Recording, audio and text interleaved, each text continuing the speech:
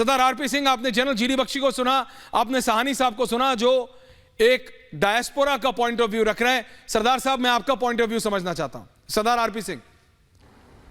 सरदार साहब। ऐश्वर्या, धन्यवाद। ऐश्वर्या, धन्यवाद अपने शो में बुलाने के लिए।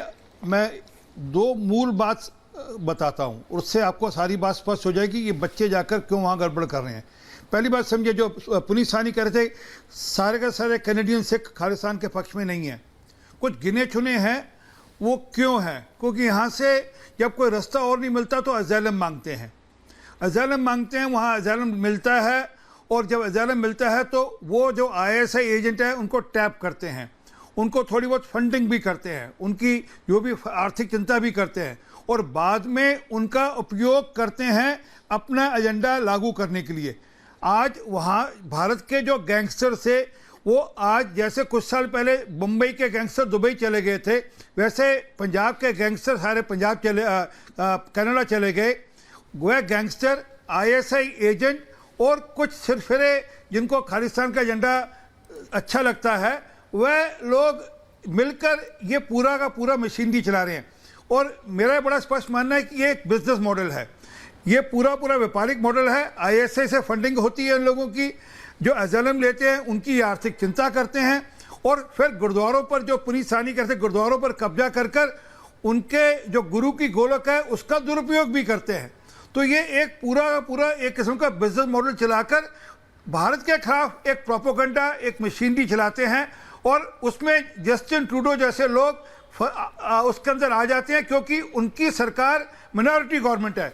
वह 338 के हाउस में 157 लोग हैं, उनको 25 लोगों का सपोर्ट मिला हुआ है, ऐसे लोगों का जो कि प्रो खालिस्तानी है, जो कि कहकर ओपनली प्रो खालिस्तानी। सरदार साहब, लेकिन मेरा ये सवाल और बहुत क्लियरली मैं आपसे पूछ रहा हूं, एज एन इंडियन पॉलिटिशियन मैं आपसे पूछ रहा हूं, और मैं मेजर तूर के पास जा रहा हूं।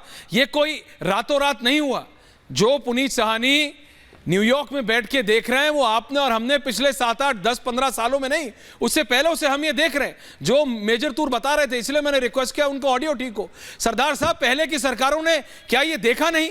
क्या उनके पास इंटेलिजेंस रिपोर्ट्स नहीं आती थी जो जनरल जीडी बख्शी बोल रहे थे? मैं कह रहा हूं हमारी तरफ से भी कमियां रही हैं। भारत सरकार का इनएक्शन, भारत सरकार ने कोई कार्य नहीं किया, कोई एक्शन नहीं लिया, पूर्व की कनाडियाई गवर्नमेंट से कोई बात नहीं की, जिसका रिजल्ट आज हम देख रहे हैं कि वो सर चढ़ के बोल रहे हैं। जो पुनीत साहनी न्यूयॉर्क में बैठ के कह रहे हैं कि वो खालिस्तानी एजेंट्स जो पाकिस्तान, आपके हिसाब से पाकिस्तान के पैसे पे वहां काम कर रहे हैं, उनके पास इतनी ताकत हो गई कि वो एक कनाडा के MP को, सांसद को सड़क पे ले आए। तो अगर सांसद को कनाडा के सड़क पे ले आएंगे तो आम व्यक्ति, और वो भी वो जो यहां पे अपना सब कुछ दांव पे रख के युवा पढ़ने गया है कनाडा, वो क्यों पंगे लेगा उनसे? वो चुपचाप वो करता रहेगा जो वो कह रहे हैं।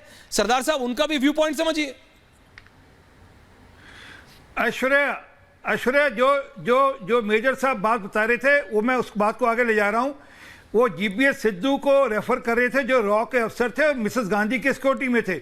उन्होंने अपनी किताब में बड़ी स्पष्टता से लिखा, और आज तक किसी कांग्रेस के नेता ने चैलेंज नहीं किया, कि खालिस्तान की पूरी मूवमेंट कांग्रेस के द्वारा स्पॉन्सर्ड थी, कांग्रेस के द्वारा चलाई गई थी। ये GBS सिद्धू लिख रहे हैं कि उन्होंने भिंडरा को वहाँ पिक किया, उसका बकायदा इंटरव्यू हुआ, और उसके बाद वो पूरी मूवमेंट चली। परंतु मैं एक आश्चर्यजनक चीज़ आपको और बताना चाहता हूँ। इस पूरी मूवमेंट का कोई, अगर मैं कहूँ कि कोई सरगना था या कोई सबसे बड़ा नेता था, तो ये थे जगजीत सिंह चौहान। जगजीत सिंह चौहान भी अपने अंतिम समय में भारत आए, अटल जी की सरकार के रहते हुए भारत आए। यहाँ आकर उन्होंने भारत के संविधान को माना, भारत की पूरी प्रथा को माना, सनातन को माना, और कहा कि भारत सबसे अच्छा देश है। और ये खालिस्तान बोगी जानकर ISI ने, लेकिन सरदार आरपी सिंह जी, ये एक रियलिटी है। I am coming back to you.